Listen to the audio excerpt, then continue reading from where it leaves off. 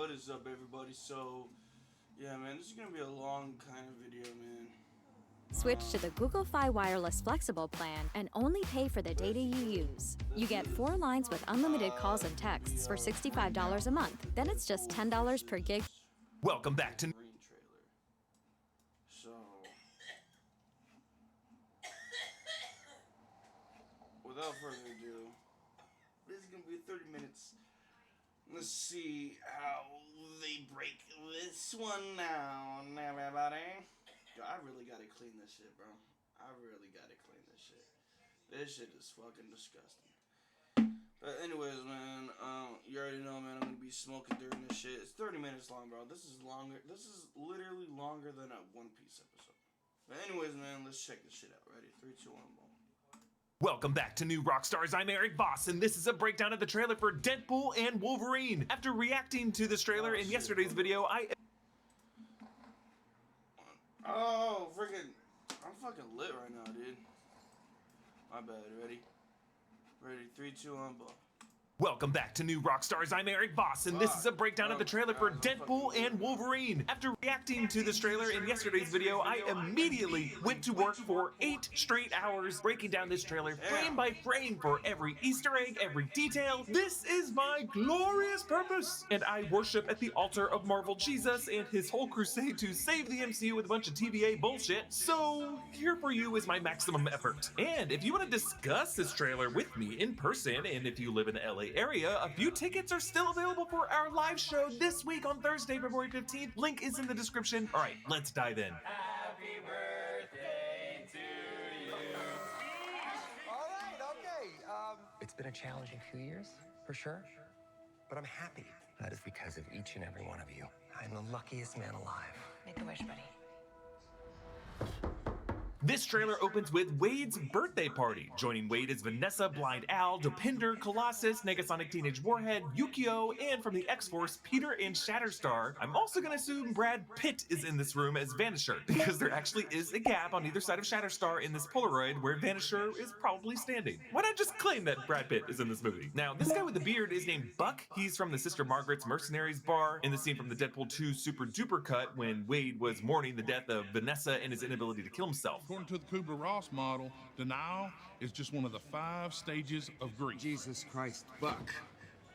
No more speaking lines for you. Remember, Deadpool 2 ended with Wade using Cable's time travel wristwatch fixed by Yukio and Negasonic Teenage Warhead to alter history to prevent the death of Vanessa and also save members of the X-Force from dying, which is how Vanessa and Pete and Shatterstar are all back here. But there's no sighting of Bill Skarsgård as Zeitgeist or Terry Crews' Bedlam here, nor is there Domino nor Weasel. But TJ Miller had some controversy, so I guess I'm not that surprised he's not coming back. Now, Wade's birthday cake has yellow and blue icing, perhaps foreshadowing his destined encounter with yellow and blue clad Wolverine. I also like how whoever iced this started to space out the letters of birthday, spacing it out just too much at the beginning of the word, so they had to adjust halfway through and cram the rest of it in. Throughout Wade's apartment, you can see some Deadpool merch. That figurine sitting cross-legged on the green bookshelf behind Shatterstar. This is the pose in which we've often seen Wade in posters and promos, and we are reminded of our very first glimpse of the rebooted Deadpool in 2016 with his feet dangling from the overpass over the highway. On the shelf above that is a plushy Deadpool head, and then behind Dopinder and Colossus is some print art that looks like Roy Lichtenstein prints. Roy Lichtenstein was a 1960s pop artist known for comic strip inspired parody art. He was part of the same new art movement as Andy Warhol, and one of these stills looks like his famous In the Car painting, but it has been reversed now with a woman driving. This is just some perfectly ironic set decoration for Wade's apartment, as Deadpool's role in the Marvel movies is to use the medium of comic book cinema as a lens through which he parodies the genre, and he subverts it by reversing roles just like this. And can we just shout out Dopinder now for being in this after Karen Sony just this past year voiced Spider-Man India and Across the Spider-Verse. Now, Wade has stapled to his head a toupee hairpiece, and you'll notice he is wearing a Hawaiian shirt. He wore the same shirt worn by Chunk in the Goonies in Deadpool 2. By the way, I broke down that amazing Richard Donner classic over on the Deep Dive channel. Now, Wade says, it's been a challenging few years, sure, but I'm happy. And he can't help but feel a bit of a meta commentary on the past few years of the MCU, but you know, we're still happy. But there are some brief but worrisome shots of Wade with Vanessa, like Vanessa sitting at a table table, Wade covering his head, and then Vanessa just kind of awkwardly leaving Wade to smile to himself like he's burying some pain. And notice how she says Make-A-Wish buddy and not Make-A-Wish babe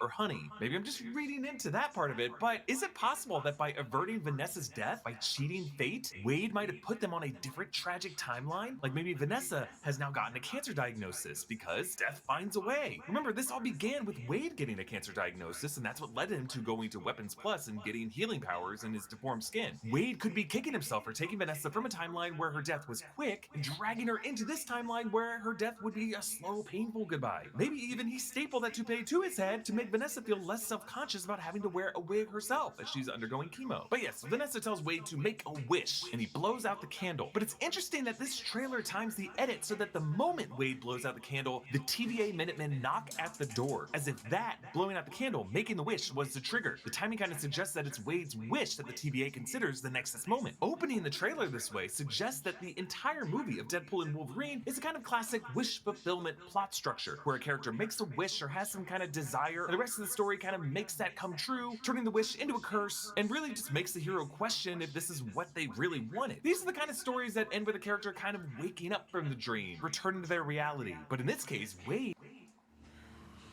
But in this case, smells good. But so does I. Wade may choose to live in the dream of the MCU. And we could end with a Marvel Cinematic Universe where it is implied to be all within the imagination of Deadpool. Like the MCU from here forward will be from Deadpool's perspective. That sounds complicated. I'm gonna do a better job explaining it later in this video, but let's move on. Wade Wilson? Whoa, whoa, whoa, whoa, whoa, whoa, whoa, whoa, whoa. Is that supposed to be scary? Pegging isn't new for me, friendo, but it is for Disney.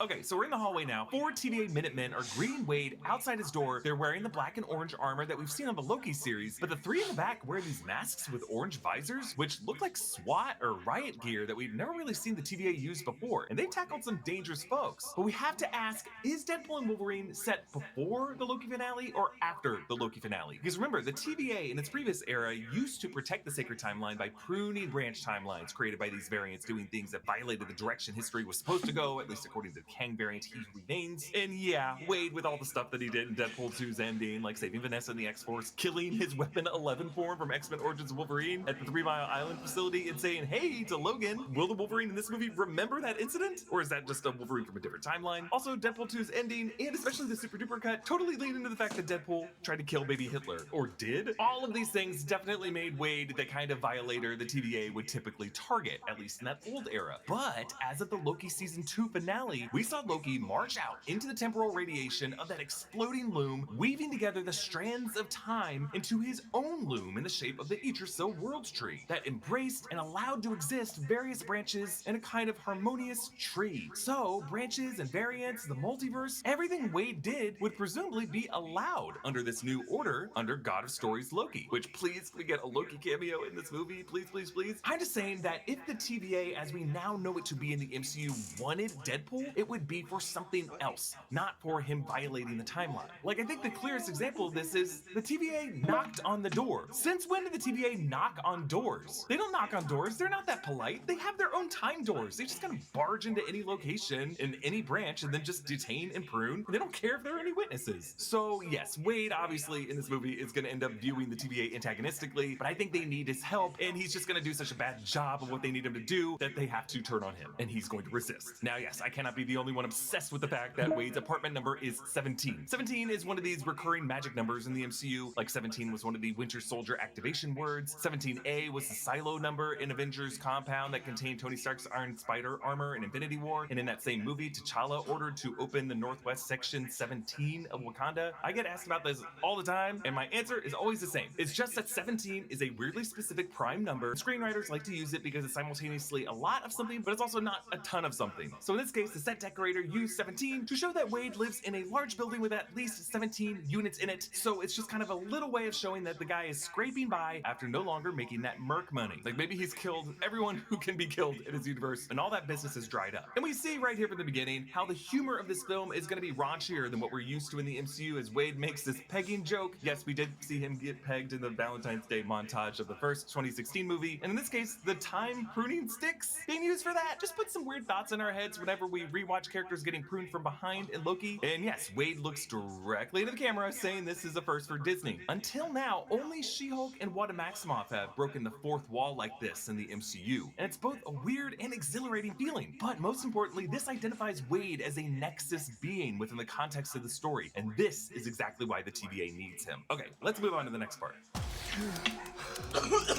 Mr. Wilson, you appear to have soiled yourself while unconscious. I wasn't unconscious. Who are you? Why am I here? Walk with me.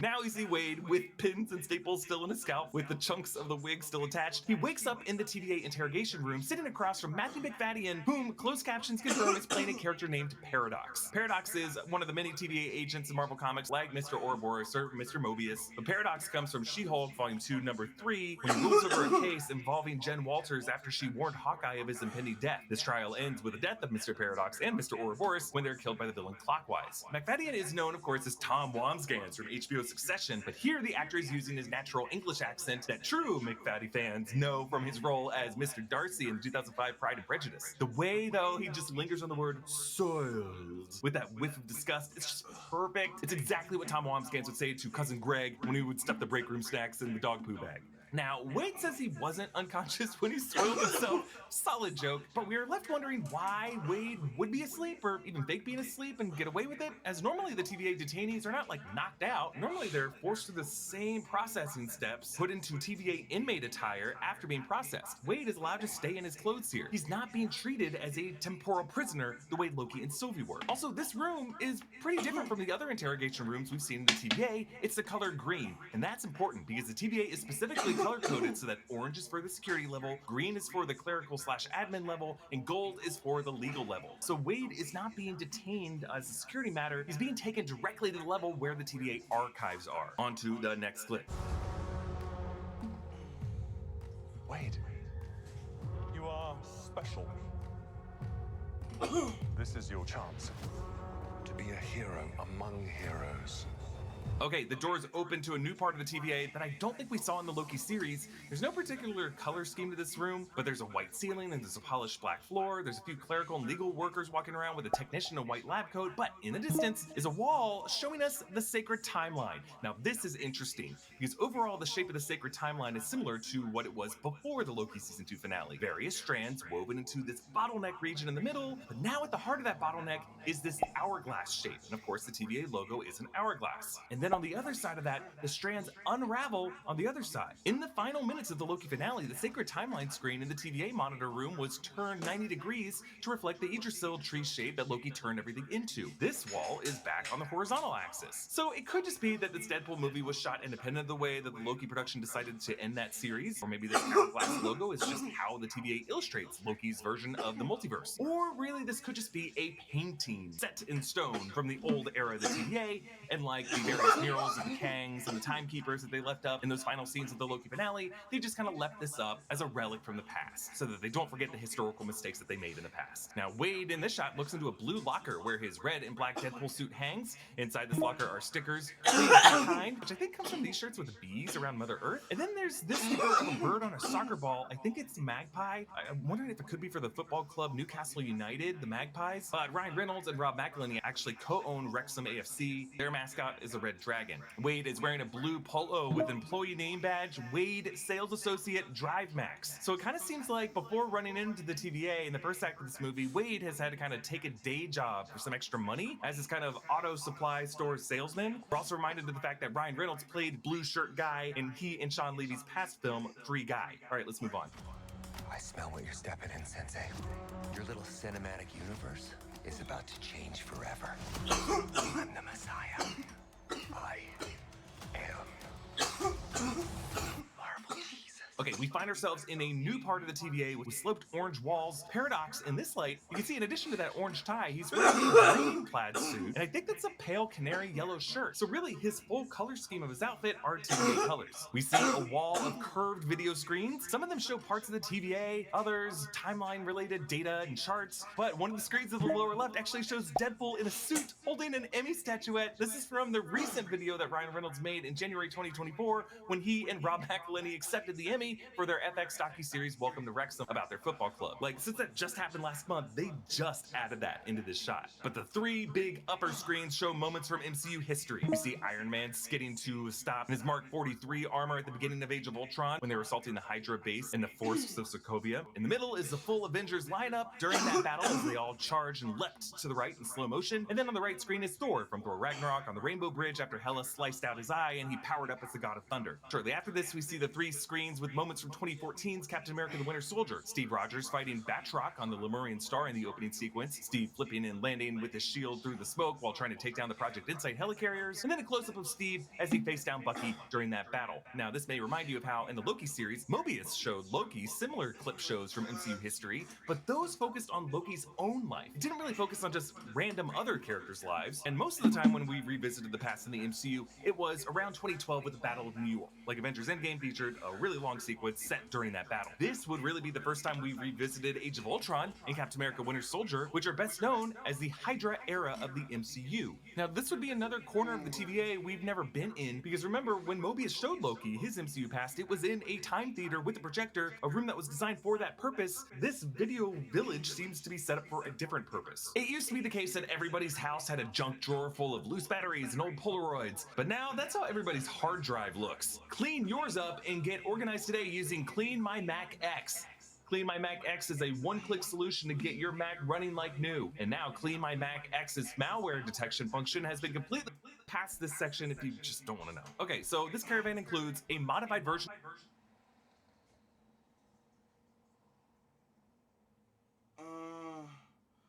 Set photo spoilers. Should we do it? Should we watch this?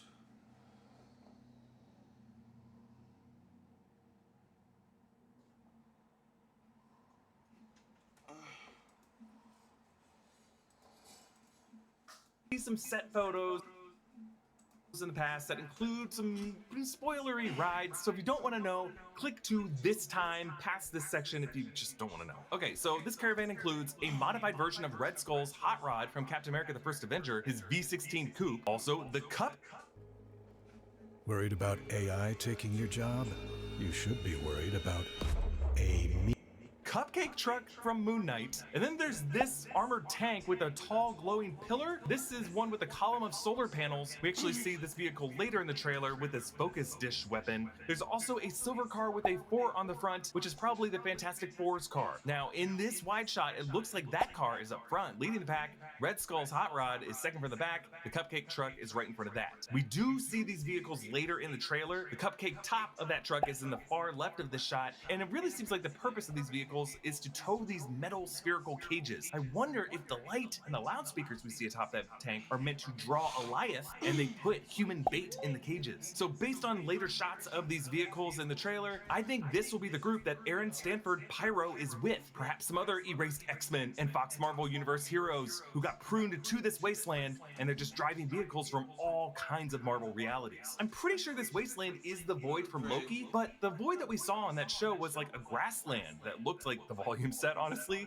This looks like a real landscape and it looks great, but it must be like a different part of the Void, one where there's not even grass or any kind of vegetation left. Next, we get this shot of this cryptic bald figure. I believe this is Emma Corrin's character. Emma Corrin played Diana Spencer in the middle seasons of The Crown. Emma Corrin has been speculated to play Cassandra Nova, who is the evil twin sister to Charles Xavier, who engaged him in a psychic battle while they were both in the womb, and Charles defeated her, but then she came back later in life for revenge. It's just that this figure is clearly bald, she seems female, and she is sitting in this chair. So it may be a Professor X style hover chair. So my guess is Ryan Reynolds put this shot in the trailer as a kind of callback to Marvel Studios putting Professor X's bald head and shoulder and arm in the Super Bowl trailer for Doctor Strange in the Multiverse of Madness 2 years ago. Next, a shot of Deadpool sitting in some rock-walled room, framed in giant teeth in the foreground from some kind of animal skull. I'm assuming this might be the remains of some other giant beast from Marvel past, maybe a Chitauri Leviathan. And over this, we hear Wade saying, "Your little cinematic universe is about to change forever," as he approaches this poker game in this nightclub. Sitting facing away from us is some version of Wolverine in a white tux. I believe we're looking at Wolverine Patch, a comic series where Logan wears this white tux in the style of Sean Connery from Goldfinger, and he wears an eye patch. It follows Wolverine headed to Madripoor, of all places, where he is known as Patch. It's kind of like a recon mission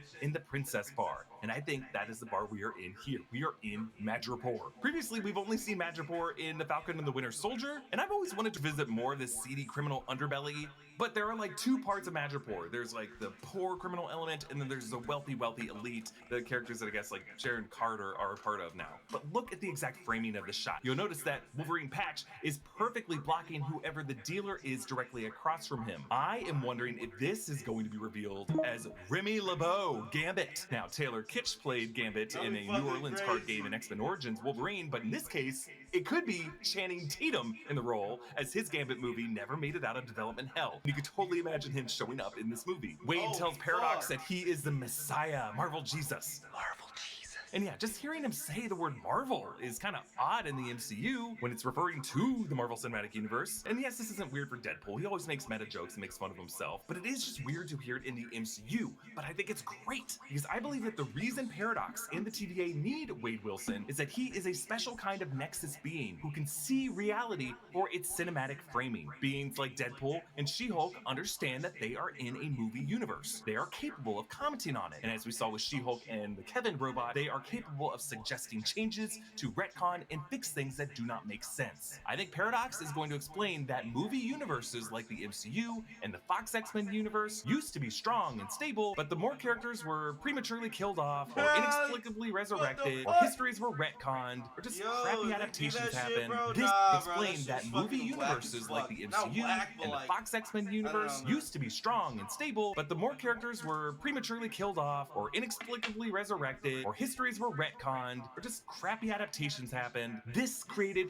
plot holes that weakened the continuities and really were the underlying causes of these in-universe incursions. Incursions like the one caused by Wanda in Strange and Multiverse of Madness, by Peter Parker in Doctor Strange and No Way Home, the incursions we saw in the Marvels. While these characters sparked the incursions and caused the spillovers, what led to those floodwaters rising was the erosion of logic in each of these universes. Each continuity got so strained that the border between these realities just started to chip away, and that the only way for the powers to be to heighten would be crossover events. So really, this is going to be Marvel Studios' way of making fun of that trend and making fun of all of Marvel past, not just the MCU, but Fox Marvel that Kevin Feige was also a part of behind the scenes making a lot of those decisions, as well as the Sam Raimi Spider-Man trilogy. And they're going to do it within this logical construct and rules set by the TVA. So I believe Deadpool's mission in this movie is going to be to use the TVA to go back in time and fix every plot hole in every past era of Marvel. MCU, Fox Marvel, Sony Marvel. His goal will be to fill the plot holes, to patch the continuity. And this is going to take him on a journey of revisiting the banished misfit toys from throughout the multiverse, from all these movie universes who were just sadly erased from memory, as well as plot lines that just never had a chance. He's going to fix the MCU and the Fox Marvel universes, and that's why he considers himself this messiah figure, this Marvel Jesus. Only he can do it, and he's probably going to fail, and that's going to lead to Secret Wars. All right, let's move on.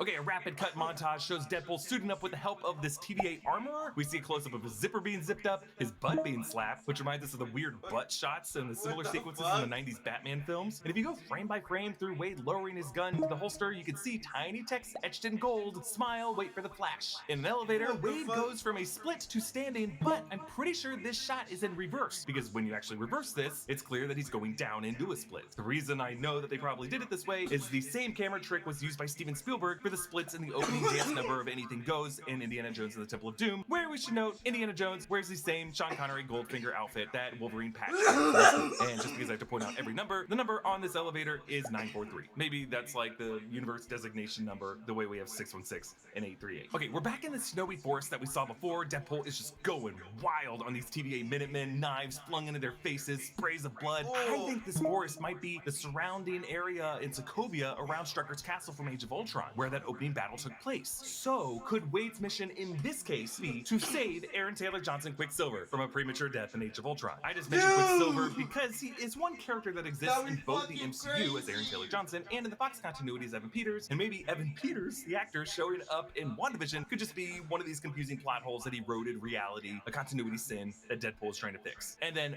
probably the coolest shot of the trailer, we see Deadpool in front of the ruins of the freaking 20th Century Fox logo. We did see the studio logo in updated set photos last summer, and yes, it is completely meta and bizarre, and I love it. But it speaks to Wade's ability to see these universes the way Kevin and She-Hulk do, as the products of film studios driven by capitalistic and algorithmic forces. Where, as we see increasingly by horrible decisions by like Warner Brothers to just erase movies as tax write-offs, this is where the ruins of those movies go. And a subtle thing I just realized about the way this Fox Studio logo is buried, the word Fox is mostly submerged beneath the terrain, as when Disney bought Fox's film and TV divisions, they made them rename the studio division to just 21st Century. They dropped the Fox. But in this case, notice that they left the X of it visible. As with many of the X-Men films, the X in Fox would often glow for a few frames longer on the fades to black in the opening seconds. This and many details you will appreciate in our X-Men Snick rewatch series here on New Rockstars. But yeah, I just can't get enough of this shot. Deadpool flinging the bullet clips around to reload both pistols in one fluid motion. Ryan Reynolds has always insisted on this kind of impressive stunt work, and not just in the 2016 and 2018 Deadpool movies. He had a pretty sick bullet slice stunt in X-Men Origins Wolverine, and reloading this way kind of feels like what Agent Zero did in Origins. And you'll notice on the base of each of his guns are these little Deadpool head logos. Okay, on to the next clip. Oh my God!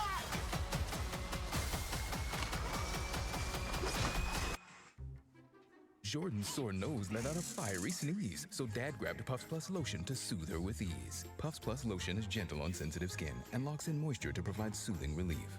A nose in need deserves Puffs indeed. America's #1 lotion tissue. God, I love this part. Wait! Okay, a TV Minuteman whose wrists are chained begs for Deadpool to cut him loose as others flee, and then he's snatched up by purple smoke. This is Eliath, the consumer of pruned people and things from the Void in the Loki series. Oh, so this shit. is definitely the Void. We didn't really see Eliath in Loki season 2, but in the last shot of Renslayer, she was facing down Eliath, so does that make a Renslayer cameo even more likely in this movie? Now, in the closed captioning, Wade's response is, "Oh my." But while they censor it in the text captions, they do not censor it in the audio of this trailer. Oh my God! So did Deadpool sneak the first F-bomb in a Marvel trailer? This armed scavenger in his Oh, void location wears a shit. gas mask while this armored vehicle unfolds this dish? I wonder if this is a kind of sonic cannon, maybe an Eliath repeller, maybe like the sonic cannons used on Hulk and then were later equipped on Tony Stark's drones. Now, a few people are wondering if these people with metal masks and hooded cloaks, that one of them could be Dr. Doom.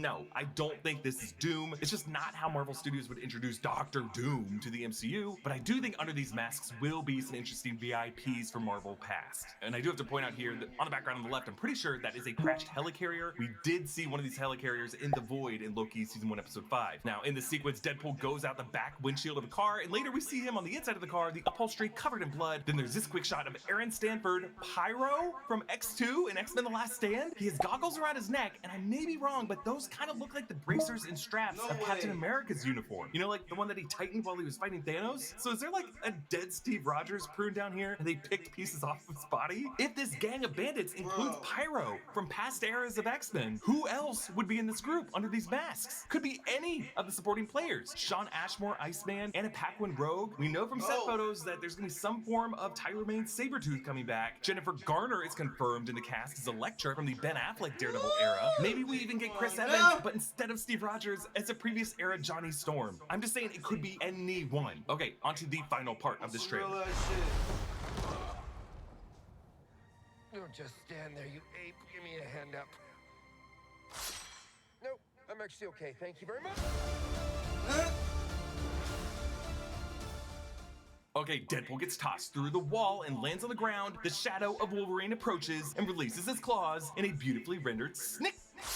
We don't see Wolverine here. Well, we kind of do when he bends over Wade to stab him. Actually, the Super Bowl TV spot does show Hugh Jackman's blurry form stepping up into frame. But either way, we don't need to see him in this trailer. We saw set photos of his glorious yellow and blue costume from the astonishing X-Men run, finally getting it right after the X-Men era put them in black leather. And I think showing only his shadow is a bit classier, because it proves that this hero is so iconic, all you need is his shadow, silhouette, and the sound effect. But also it creates this really cool shot composition, because Deadpool is flat on the ground, his arms down by his sides, while Wolverine's shadow is a head taller at first, and his arms fold upward to release the claws, it kind of suggests that Deadpool and Wolverine are kind of two sides of the same coin, and that Deadpool is just kind of the shadow of Wolverine, something that always follows him, which is just really clever because Wade Wilson got his powers through the same Weapons Plus program that previously worked on Wolverine. They have the same regenerative healing powers. And it kind of cracks me up that by tilting his head forward, Reynolds makes it so that his shadow is once again taller than Wolverine's shadow would be. Which is funny because Ryan Reynolds is 6'2", and he loves to make height jokes, and Wolverine is known for his stocky build as the character, so I think it's just gonna be a recurring bit of who is taller. And then the craziest Easter egg in this trailer on the far left, a bottle of Bingo Dolce, the green juice from the bottling plant that Bruce Banner worked in Brazil in the 2008 Incredible Hulk film that Bruce bled into, and then Stan Lee drank one of these bottles and got sick. No, Stan and everyone else didn't turn into Hulks themselves, they just all got sick, and maybe this bottle was pruned to the void so that Stan Lee didn't get sick. Anyway, that's the only Easter egg here. Bye everybody! Just kidding, the second detail is the comic book underneath it. This is Secret Wars number 5, the 2015 Jonathan Hickman run. It is a cover that features God Emperor Doom and the Beyonder. So we did technically finally get a Dr. Doom appearance in the MCU. But what's important about this issue is that it explores the creation of battle worlds. And I cannot think of a more overt statement of what exactly this shot, this scene, and this movie are doing. We know that Marvel Studios is adapting Jonathan Hickman's Time Runs Out storyline that leads up to the 2015 Secret Wars crossover event in the comics. John Krasinski, Reed Richards, and Multiverse of Madness described incursions in almost the exact same language as Reed Richards in the beginning of Hickman's run. And placing this specific comic issue right here on the ground, no coincidence. They're confirming that the Void, or at least this part of the Void, is what will later become Battleworld or Avengers Secret Wars. The realm where all pruned and forgotten heroes and weaponry are sent initially to be consumed and deconstructed by Eliath, but will be repurposed in this movie into a battleground that will later be used by some villainous figure, could be Kang, could be an MCU Doom, to create new teams to duke it out for which universe deserves to live on after this incursion event. This is how Marvel Studios will bring back all fallen characters in a battle royale with heroes from all past eras of Marvel. The MCU, the Fox universe, the Raimiverse, as all these heroes will finally be able to appear in a film together. So Deadpool, I believe, will just fail in his mission to fix these broken universes. He'll only make them more broken, and he's gonna end up with so many pruned heroes that there will be just more of them in this hell battleground than ones that exist in their living realities, and that's how we're gonna get Battleworld. Look folks, we're gonna be talking a lot about this trailer and the Deadpool and Wolverine film on New Rockstars throughout this year, so please subscribe to catch up on all the installments of our X-Men Snick rewatch, and tickets for our live show are still available. Come hang out with us, and the best way to support New Rockstars is to grab one of these Deadpool Multiverse Tour shirts. I can't wait for Deadpool, bro. I can't wait for that shit, bro. Deadpool 3, bro. Oh my god, bro. Dude, they just made me more excited for this shit, bro. This shit crazy as fuck, bro. Yeah, yeah, bro. There's nothing more I can say, man. Friggin', you already know I'm gonna be doing a movie reaction, or like movie review on it. Cause I'm gonna be watching that shit in the theaters, bro. You already know, man. But anyways, man, if you guys like my reaction to this video, give this video a thumbs up, and I'll see you on the next video. Peace out, motherfucker.